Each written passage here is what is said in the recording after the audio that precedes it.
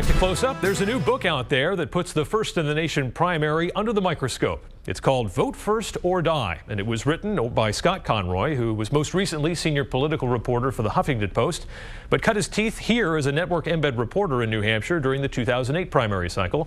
Scott, thanks for joining us. Thanks for having me on. It's great to be in New Hampshire. So I'm guessing you caught the bug sometime during that 2007-2008 thing as you were schlepping your gear around New Hampshire. Can you pinpoint the moment or the event where you realized that the New Hampshire primary was more than just an election?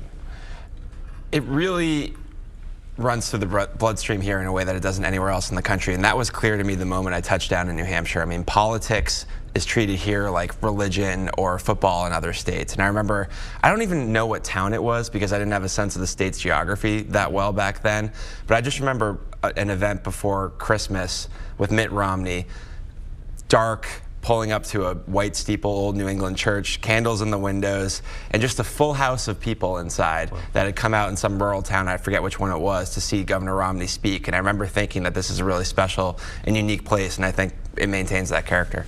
What was it that you wanted to convey in this book to the outside world beyond just New Hampshire and the first of the nation folks?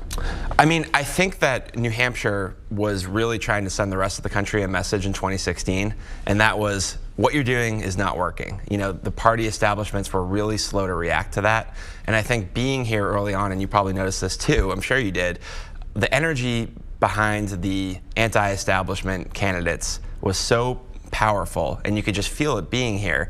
And even after Bernie Sanders and Donald Trump won easily in New Hampshire, it really took the parties a long time to acknowledge just how powerful this sense of anger and distrust of the establishments on both sides really was. The publication you were with made it an interesting decision at the beginning of the primary to cover Trump under the entertainment section.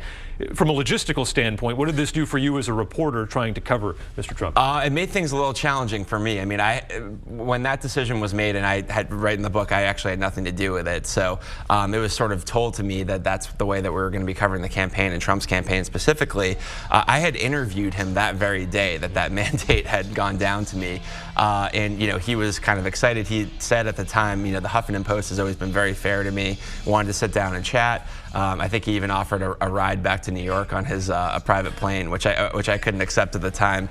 But yeah, I mean, it made it a lot more difficult. We were no longer allowed to get into his rallies and into his events, but I just, from there on, entered as a member of the general public. And actually, that proved to be kind of a blessing in disguise because I feel like I got a lot better information and a lot better stories from just mulling around inside his rallies instead of being stuck in the little press pen where you know, the Trump campaign made sure that reporters didn't leave. In the book, you seem sort of universally unimpressed by a lot of these candidates. Yeah. I mean, do you see anyone who did the 2016 thing coming back, and who's the one who has the best chance perhaps to improve on that performance and run again and perhaps be successful?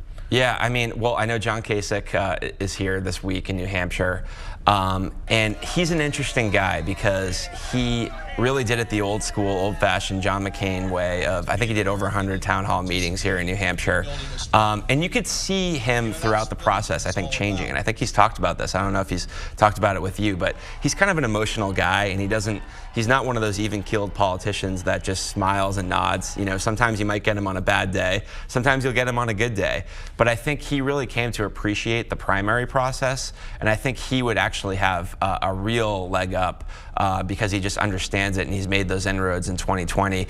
I don't know if he would primary President Trump. I think it's possible, or run as an independent. But it's clear just by virtue of him being back here in the state that he would love to do it. What's next for you? Obviously, you're going to be back here covering the primary no matter what, I think. But is it TV? Is it more writing? Yeah, well, I'm actually moving out to Los Angeles at the moment. I have I co-created a show, a scripted show called Embeds that airs on Go90, which is Verizon's original content platform. You can watch it at go90.com or download the app on your phone, actually.